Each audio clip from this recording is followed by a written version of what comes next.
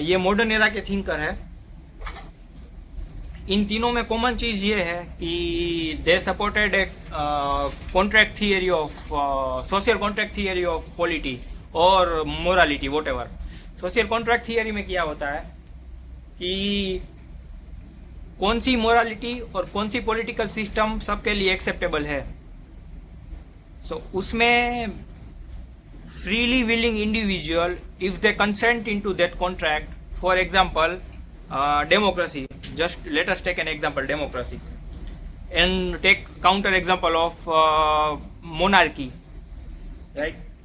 अब social contract में क्या होता है कि स्टेट ऑफ नेचर में लोग रहते हैं जहाँ पे कोई भी रूल्स नहीं है, कोई भी पॉलिटिकल सिस्टम नहीं है, they are just living in jungle, ठीक है। But this people are rational people, वो अपना बुरा भला सोच सकते हैं।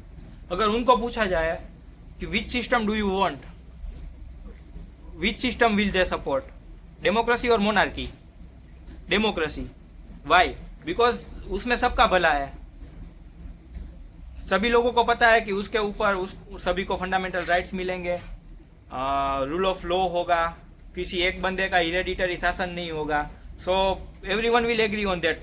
On the other hand no one will agree to monarchy, because उसमें सबका गैर फायदा है। वो वहाँ पे कोई फंडामेंटल राइट्स की कोई गारंटी नहीं है, ऑथोरिटेरियन रिजाइम होता है। सो अल्टीमेटली हमारा सोसाइटी और पॉलिटिकल स्ट्रक्चर का अजम्पशन ये है कि वेदर दिस सिस्टम और this moral structure can be supported by free people entering into contract और नॉट। अगर आपको कॉन्ट्रैक्ट बनाने की परमिशन दे दी जाए, सब इकट्ठा हो गए, तो will you support such a system और नॉट? तो दैट्स वन थिंग। इसका इंपॉर्टेंस ये होता है कि first of all we are thinking about morality from beginning, like there is no historical burden. Second part is the whole system is rational. The third part is everyone has to participate in this. Suppose ऐसा होता है कि whether you are following anti emission measure ले रहे हो या नहीं, आप अपनी कार में कैटालिटिक कन्वर्टर आपने डलवाया है, for example very efficient catalytic converter, वो that must be a costly thing. Now will you add that device in your car और not? For example if everyone is not in the contract, then what will you think is मेरे एक के डाल देने से कुछ नहीं होने वाला, बाकी के लोग नहीं डालने वाला। तो फिर क्या होगा कि I will not be encourage, मैं खुद नहीं वो कैटालिटिक कन्वर्टर डालूंगा। तो अल्टीमेटली वैसा ही सभी के साथ होगा। No one, tragedy of commons कहते हैं उसे, no one will do that. So ultimately कोई पब्लिक गुड एडवांस नहीं होगा। सोशल कॉन्ट्रैक्ट थियरी में क्या होता है कि not just only you will do, but everyone is bound to do that. So जहाँ पे कॉमन गुड की बात होती है वहां पे social contract is still very relevant. For example international climate change negotiation, अगर कोई एक कंट्री जापान या जर्मनी रिडक्शन कर देता है एमिशन से, तो काम नहीं होने वाला, पूरी दुनिया को करना पड़ेगा। तो that's the relevance of social contract theory. Minor differences है सोशल कॉन्ट्रैक्ट थियरी के। बेसिकली उसका जो डिपेंडेंस है that is on what is the human nature.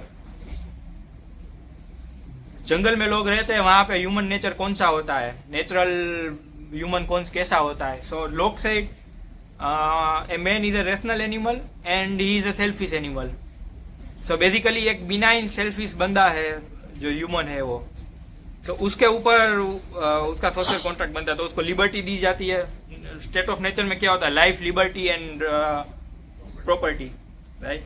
So that was, उसके ऊपर उसकी पॉलिटिकल सिस्टम बनती है। तो वो लिबरलिज्म ओरिएंटेड होगी, फंडामेंटल राइट्स ओरिएंटेड होगी, बिकॉज इंसान बेसिकली अच्छा है, उसको सिर्फ रेगुलेट करने के लिए स्टेट चाहिए। सो he was the first such instance where importance of life was highlighted.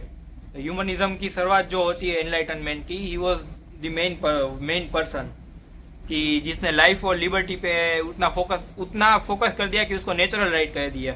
हमारे पास जो राइट्स है वो लीगल होते हैं, उससे ज्यादा प्रोटेक्टेड होते हैं, वो फंडामेंटल राइट्स होते हैं। बट उससे भी ज्यादा अगर कोई राइट्स इंपॉर्टेंट हो तो natural rights means they are as natural as like Newton's law of gravitation, वो जितना नेचुरल, वो जितना ऑब्जेक्टिव, वो जितना इनवायोलेबल है, लाइफ और लिबर्टी और प्रॉपर्टी उतनी ही इनवायोलेबल है. So that was the level eight which he stressed human life. तो उसका यू विल नो दैट उसका अमेरिकन कॉन्स्टिट्यूशन में इम्प्लीकेशन था, लाइफ, लिबर्टी और प्रॉपर्टी कंट्रोवर्शियल था, तो उसको निकाल के परस्यूट ऑफ हैप्पीनेस डाल दिया. फिर रूसो की कॉन्ट्रैक्ट थियरी में क्या था कि उसका कॉन्सेप्शन थोड़ा अलग था. उसका कॉन्सेप्शन ये था कि जब मैन फ्री होता है और बर्डन उसके ऊपर कोई नहीं होता, तो वो बेसिकली शॉर्ट टर्म सोचता है, लंबे टर्म की नहीं सोचता. तो शॉर्ट टर्म थिंकिंग में होता ये है कि लॉन्ग टर्म जो उसके बेनिफिट होते हैं, he can not calculate it. वो मतलब सिगरेट पिएगा और लॉन्ग टर्म में उसका कैंसर हो जाएगा. एजुकेशन नहीं लेगा तो फिर बड़ा होगा तो फिर पता चलेगा कि उसके पास स्किल है नहीं, अब क्या करेगा. सो उसके लिए स्टेट चाहिए. State is required such that इंसान अपने लॉन्ग टर्म हित के बारे में सोच सके, और state will make him do it. Thomas Hobbes, उसका कंसेप्शन ये था कि नेचुरल स्टेट में ह्यूमन बेसिकली एविल होता है, इज इमोरल, वो एक is just like an animal, A brute animal. उसको डिसिप्लिन करना होता है, उसको सिविलाइज करना होता है. तो स्टेट वो करता है. स्टेट का काम ही वही होता है कि वो लोगों को सिविलाइज करे, उसके ऊपर मोरालिटी डाले. तो बेसिकली तीनों का ह्यूमन नेचर क्या है, वो कंसेप्शन तीनों का अलग अलग है. तो उसके बेस पे कॉन्ट्रैक्ट थियरी भी उसकी अलग अलग है.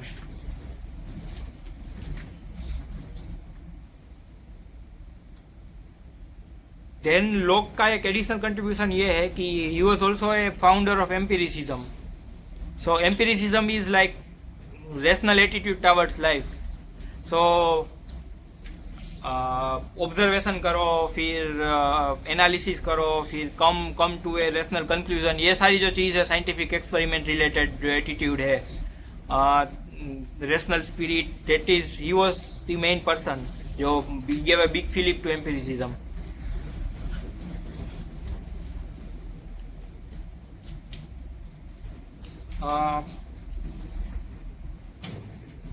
ये दोनों यूटिलिटेरियनिज्म के फाउंडर है. Utilitarianism we have already studied, so that's still very highly relevant. Policy making में यूटिलिटेरियनिज्म ही होता है, क्योंकि the policy is made in such A way that it benefits maximum people. Food security act है, right to health है, right to education है, it will benefit maximum people. तो उसका philosophical base यही होता है कि यूटिलिटेरियनिज्म प्रिंसिपल अप्लाई हो उसमें. फिर पहले ये जॉन स्टुअर्ट मिल ले लेते हैं. ये भी यूटिलिटेरियन था और ये दोनों भी यूटिलिटेरियन है. इन दोनों के बीच में फर्क ये है कि ये जो ऑर्थोडॉक्स यूटिलिटेरियनिज्म है, उसमें लाइक सभी प्रकार की जो हैप्पीनेस है या यूटिलिटी है, they can be put on a same scale. So उसे कहते हैं कि ऑल हैप्पीनेस है quantitative differences but no qualitative differences. Quantitative differences ही है, उसका मतलब ये है कि एक स्केल पे आप सभी हैप्पीनेस को रख सकते हैं. For example, reading a good book is can be equated with helping your friend, और helping your friend can be equated with any other social activity. किसी के पास खून ले लेना इज इक्वल टू, मतलब किसी का खून कर देना might be comparable to donating blood. So ये सभी चीजें एक ही स्केल पे आप रख सकते हो और कंपेयर कर सकते हो, ये वाली बेटर है या ये वाली बेटर है. सो उसमें कई सारे प्रॉब्लम्स होते हैं, क्योंकि हमें खुद को पता है कि ऐसा नहीं हो सकता. कई दो चीजें होती है वो इनकम्पेरेबल होती है. One happiness is totally different from another happiness, we can't compare it. So that difference was in Mill's theory of utilitarianism. So वो डिफरेंस है. बाकी का मिल का पार्ट है वो पहले मार्क्स कवर कर लेते हैं, क्योंकि उसके ऊपर डिपेंडेंट है. कार्ल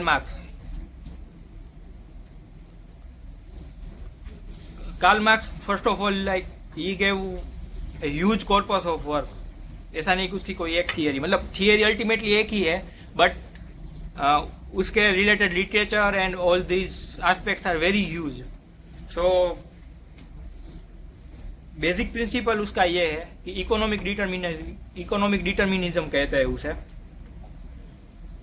इकोनॉमिक डिटर्मिनिज्म का मतलब क्या होता है कि हमारा सोशल स्ट्रक्चर, हमारा कल्चर हमारी पॉलिटी, ये सब एस्पेक्ट जो है that is not influenced but determined by your economic system.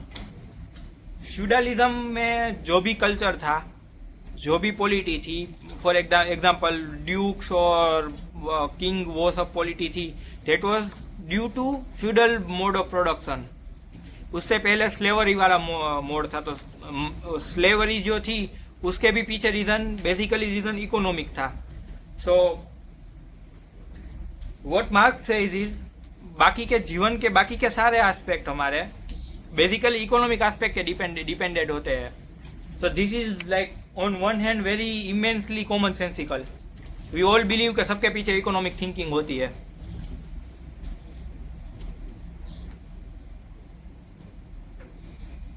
For example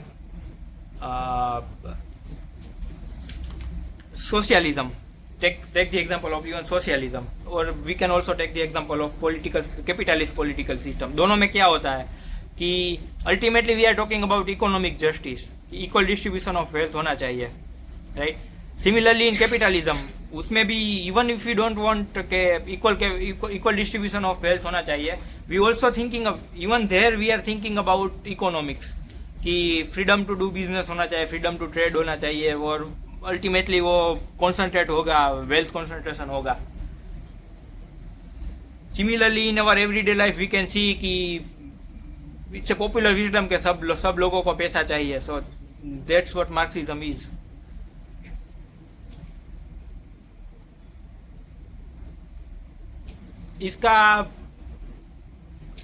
इसके साथ ही एक दूसरा कॉन्सेप्ट है which is called false consciousness. False consciousness क्या होता है कि डिवीजन जो सोसाइटी में होता है which is that is class division only.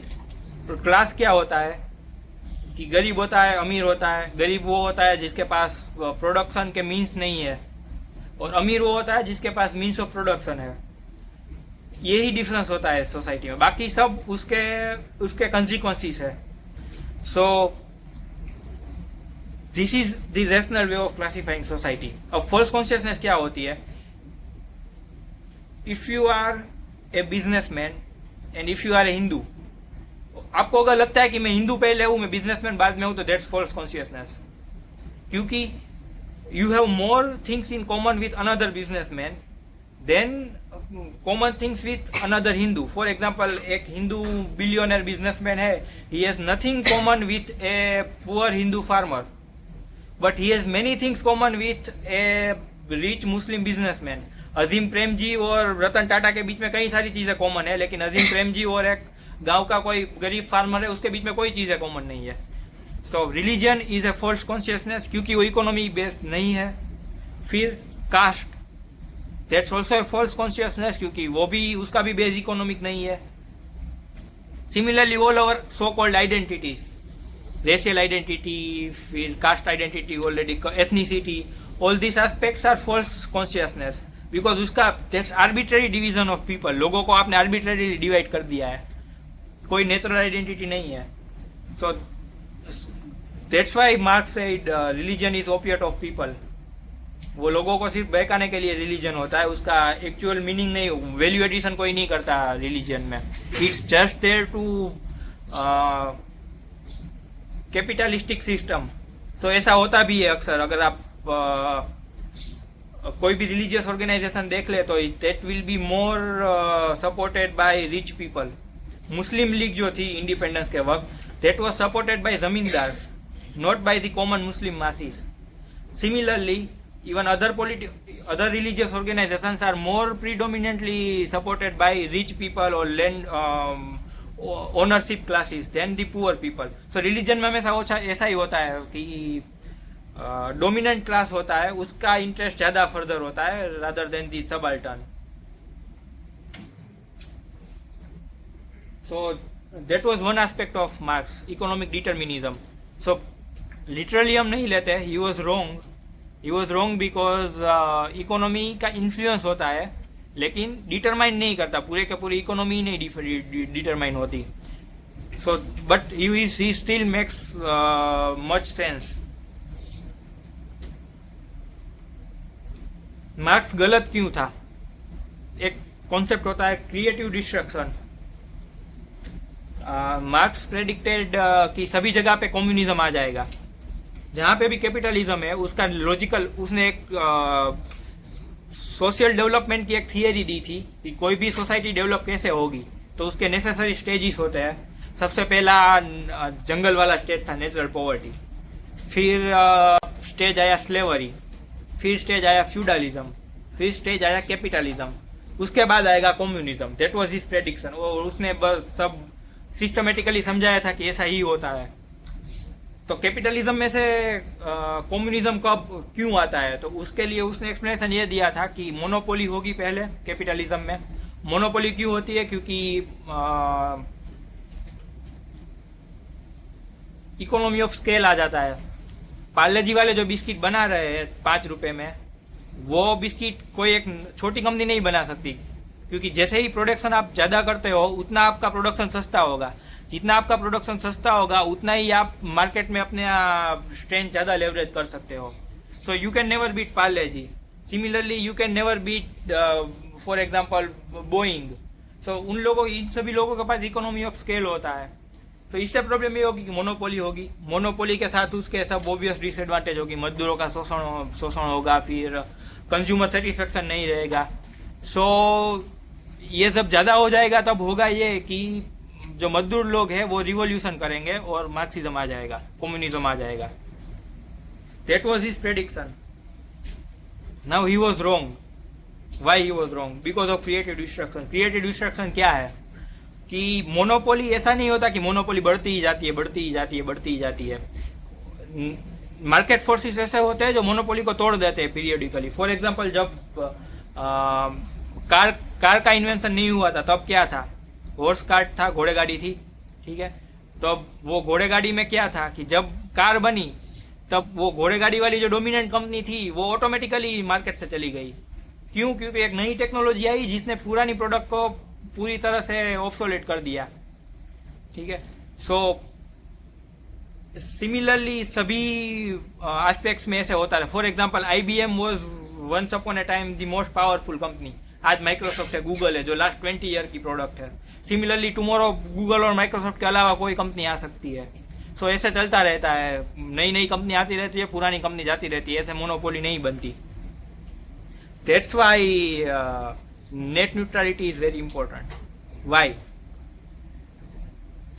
Every data is similarly placed. कोई डेटा को प्रिविलेज नहीं दिया जाता। The service provider itself is neutral. वो व्हाट्सएप हो या आपने सपोज आपकी कोई नया मैसेंजर आपने अपना बना दिया, messenger x for example. So ISP उसमें डिस्क्रिमिनेट नहीं कर सकता। व्हाट्सएप का डेटा वही चार्ज पे जाएगा और वो आप एक्स मैसेंजर बनाया जो वो भी वही चार्ज पे जाएगा। आपका फायदा क्या है कि you can beat WhatsApp. Only thing you have to see is कि आपकी सर्विस प्रॉपर व्हाट्सएप से आप कुछ ज्यादा प्रोवाइड कर रहे हो। बाकी if you have competence then you can beat WhatsApp. Net neutrality violate कर ले तो क्या होगा? व्हाट्सएप वाला जो है उसने ISP के साथ टाई अप किया होता है, वो अपना कंटेंट फ्री में देगा एंड उसके अगेंस्ट में आपका कंटेंट हाई प्राइस पे जाएगा। अब होगा क्या? आपके पास डीप पॉकेट तो है नहीं, आपके पास बिलियनर तो है नहीं जो आपको सपोर्ट करेंगे। सो आपका जो एक्स मैसेंजर है that will go into gutter, that can not compete with the monopolistic WhatsApp. So that's what net neutrality promotes, creative destruction. एक कंपनी आती है दूसरे को मार्केट से बाहर निकाल देती है। So that's why it's important. Marx और गांधी के बीच में कई सारी प्रॉब्लम्स थी। Like Gandhi will never agree with Marx. One principle reason is violence. Marx का पहली इंस्टिंक्ट ऐसी होती है कि वायोलेंस कर दो, क्योंकि ये कैपिटलिस्ट सिस्टम जो है वो वैसे नहीं जाने वाली, डेमोक्रेटिकली नहीं जाने वाली, तो उसको वायोलेंट रिवोल्यूशन से ही निकालना है। Gandhi was against violence. Second thing, Marx said there will inevitably be class conflict. मजदूर और कैपिटलिस्ट लोगों के बीच में क्लास कॉन्फ्लिक्ट होगा ही होगा because of this monopoly on all that dynamic. Gandhi said there might not necessary so what he said is कि हृदय परिवर्तन और वो सब चीजें जो थी, so what he proposed is कि क्लास कॉन्फ्लिक्ट होना जरूरी नहीं है, हार्मोनियसली भी रह सकते हैं। That's why he promoted not promoted, but that's why he didn't mind caste system, because he thought कि कास्ट सिस्टम अगर होती है तो सबके वर्क जो है वो नेचुरली डिवाइडेड होते हैं. सुथार अपना काम करेगा, लुहार अपना काम करेगा, सब अपना काम करेंगे तो कॉन्फ्लिक्ट नहीं होगा. So that's why he supported caste system and Varna system, because it was a natural division of work that will prevent the conflict. Marks में प्रॉब्लम क्या थी? कई सारी प्रॉब्लम थी. एक तो एनवायरमेंटलिज्म वो भूल गया. मार्क्सिज्म और कैपिटलिज्म में एक ही डिफरेंस था कि ओनरशिप किसके पास है. कैपिटलिज्म में ओनरशिप प्राइवेट एंटिटी के पास होती है, मार्क्सिज्म में ओनरशिप स्टेट के पास होती है. बाकी दोनों का लॉजिक सेम होता है कि आप नेचर को कॉन्कर करो और उसको एक्सप्लॉइट करो. साइड इफेक्ट दोनों में सेम है, environmental consequences.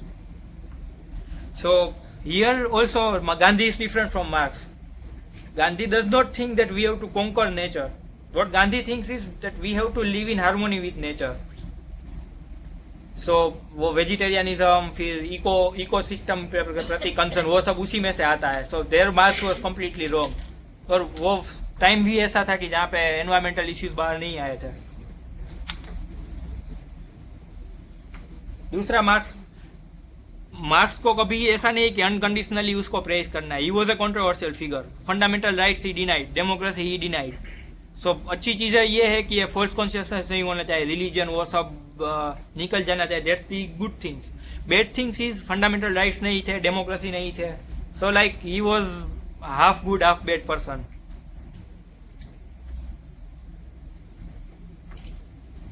John Stuart Mill, one aspect is utilitarianism that he proposed. दूसरा एक था कि he was the first person to advocate for women's right and freedom of expression. एक बुक है on liberty, दूसरी बुक है on subjection of women. Both volumes are very influential in political thought. So freedom of expression के लिए उसने like पूरी book लिख डाली है. So that's why he is important. उसकी आर्ग्यूमेंट्स क्या थी? फ्रीडम ऑफ एक्सप्रेशन क्यों जरूरी है? पहली चीज, it will lead to self development. Like if we don't know anything about our environment, if we don't know anything about others idea, so we can not enrich our self, right? अगर आपको कोई कहता ही नहीं कि this options are available to you, you can study this, you can do this work, you can engage in this activity, अगर वो आपको पता ही नहीं चलता तो you that will not lead to any self development. तो सेल्फ डेवलपमेंट के लिए जरूरी है. दूसरा, कौन सा आइडिया सही है कौन सा आइडिया गलत है वो आपको कैसा पता चलेगा? Of course majority can not decide what is right and what is wrong.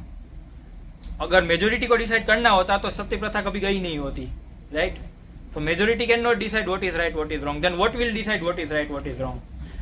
The idea is marketplace of free ideas. Marketplace of free idea में क्या होता है? You float your idea.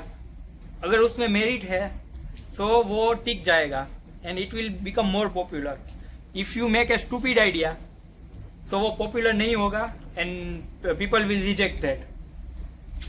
So that's the importance of freedom of expression. You never know what is right, what is wrong. आपको अभी जो गलत लग रहा है वो शायद 200 years now onwards will be right.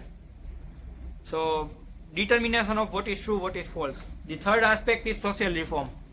As I gave the example of Sati Pratha. Social reform always begins from a minority voice. पहले से ही ऐसा नहीं होता कि सभी को रिफॉर्म चाहिए तो उसको रिफॉर्म बोल ही नहीं सकते. So हमेशा माइनॉरिटी से ये स्टार्ट होता है, फिर माइनॉरिटी जो है वो सबको कन्विंस करती है. So that's another argument. Yet one more argument is it's useful for minority. Minority के लिए सबसे ज्यादा ये important है. Why? Majority अपना काम वैसे भी कर लेगी. They even don't need freedom of expression क्योंकि already वो उन लोगों के लिए consistent structure है ही. Minority के लिए useful इसलिए है कि they have a chance to convince majority. Minority can convert into majority. Taking the same example, Sati Pratha. Raja Ram Mohan Rai was in minority. Now the people who propagates abolition of Sati Pratha is in majority. So he effectively converted a minority idea into a majority idea. So this is what can happen. Anything, for example, religious conversion. whole nation can be converted into another religion, provided that you can convince others to do it, right? So minority has an opportunity to convert itself into majority by spreading its ideas. So ये सब arguments दी गई थी, like वो पूरी book है उसके ऊपर, but the main thing is he advocated freedom of expression. Second is subjection of women.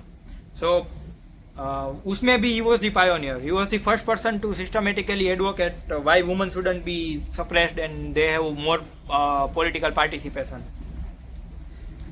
So what he said was कि क्यों वुमन का इमेंसिपेशन जरूरी है. पहला reason democracy.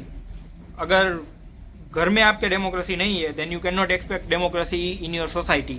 So for the reasons of consistency, घर में पेट्रियार्की चल रही है और आप पॉलिटी में ये एक्सपेक्ट कर रहे हो कि there one person one vote, then that won't be consistent. Second aspect is economic logic.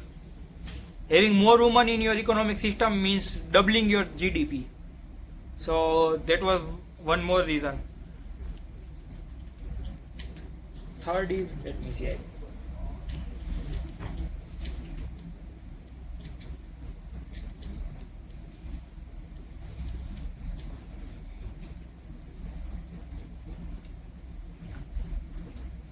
Confined to domestic life. अगर डोमेस्टिक लाइफ में अगर वुमन को रखते हो तो उसकी इंस्ट्रूमेंटल वैल्यू हो जाएगी, एज ए ह्यूमन उसको फंडामेंटल राइट्स उसके वायोलेट हो जाएगी. So she will be there to for an end, एक एंड के उसकी इनहेरेंट वैल्यू कोई नहीं रहेगी फिर अगर उसको डोमेस्टिक लाइफ में रखते हो तो. So basically this are the arguments that he gave for women's emancipation. There is a difference between emancipation and empowerment. What is emancipation and what is empowerment? एक कॉन्सेप्ट होता है पेट्रियार्की. पेट्रियार्की का मतलब क्या होता है कि एक पावर रिलेशन होता है. पावर रिलेशन में मैन जो होता है that is at the higher level, woman जो होती है that is at the lower level. So सभी इंस्टीट्यूशंस ऐसे बनती है. Comparing this power inequality, polity में ऐसा होता है कि वुमन पार्टिसिपेशन नहीं होता. मिनिस्टर्स और लेजिस्लेटर सभी मैन ही होते हैं, although there is an equality of opportunity. But ये पावर स्ट्रक्चर क्योंकि woman are not positively perceived in public life और ये सब स्टिग्मा होता है जिसकी वजह से पार्टिसिपेशन कम होता है. सो पॉलिटिकल स्ट्रक्चर में रेशियो स्क्यूड है. सिमिलरली इकोनॉमिक लाइफ में very minimal participation, hardly 10 to 20% workforce will be woman. So economic life. Similarly in social life our preference for male child, then equal pay for equal work कभी होता नहीं. In fact ऐसा होता है कि जो काम एक सिमिलर वर्क होता है, एक काम जो है वो वुमन करती है, एक काम जो है मेल डोमिनेंस होता है. काम सिमिलर होता है लेकिन होता यह है कि still that segment where woman is employed is paid less. Textile industry में होता है, वीविंग और नीटिंग दोनों में से एक में ऐसा होता है कि वुमन प्री डोमिनेंस होता है, लेकिन वो वेज स्ट्रक्चर में चेंज होता है. Knitting, then weaving. In weaving there are men, so knitting is paid less and weaving is paid more. So ऐसा होता है. So ये पूरा पेट्रियार्कल स्ट्रक्चर होता है जिसकी वजह से woman is given secondary treatment. That is, अगर वो पूरे स्ट्रक्चर को ही निकाल देना है, if we want that woman and man should be strictly equal, कोई भी स्ट्रक्चरल कंस्ट्रेंट नहीं होना चाहिए वुमन के ऊपर. That's emancipation. एम्पावरमेंट क्या होता है कि चलो ये स्ट्रक्चर जो है वो वैसे ही रहने दो, बिकॉज उसको चेंज करने में मेहनत भी ज्यादा है और वो पॉसिबल भी नहीं होगा. So what you will do is you empower woman. How would you empower? Positive rights दे दो, अफर्मेटिव एक्शन, फिर स्पेशल वुमन जेंडर बजटिंग, फिर वुमन सेंट्रिक पॉलिसीज हो जिससे you will promote more participation of woman. So उसमें क्या होता है, पूरा ओवरऑल स्ट्रक्चर आपका एम्पावरमेंट पेट्रियार्की ही रहती है. You are not going for a revolution. But what you expect is, एक बार वुमन एम्पावरमेंट हो जाए तो ये स्ट्रक्चर्स अपने आप टूटने लगेंगे. That's your expectation. So empowerment is less radical, emancipation is more radical. So empowerment वाले लोग क्या एडवोकेट करेंगे? Equal pay for equal work, then affirmative action for woman, abortion rights, ये सब एडवोकेट करेंगे। इमेंसिपेशन वाले क्या करेंगे, ये तो करेंगे ही। In addition to that like mankind नहीं यूज करना है, ह्यूमन काइंड यूज करना है। That's a thorough change. Like हमारे अपनी स्पीच में भी कभी ऐसा नहीं दिखना चाहिए कि there is dominance of man. So do not use man kind, use human kind. फिर वो ही और सी हम लिखते हैं, वहाँ पे ब्रैकेट में एस लिखो तो ही और सी दोनों आ जाएंगे। सो ऐसी सभी एस्पेक्ट में, this is just a literary aspect. So what the aim is the overall of our social structure, सब निकल जाना चाहिए। अनदर यस, इमेंसिपेशन वाले एक सपोज मार्क्सिस्ट है और ही बिलीव्स इन इमेंसिपेशन, सो उसका क्या हुआ कि मैरिज एज एन इंस्टीट्यूशन ही निकाल दो। मैरिज ही बेस है जहाँ से वुमन का सब्जेक्शन स्टार्ट होता है। सो वो मैरिज एज एन इंस्टीट्यूशन निकल जानी चाहिए। So that's emancipation thinking.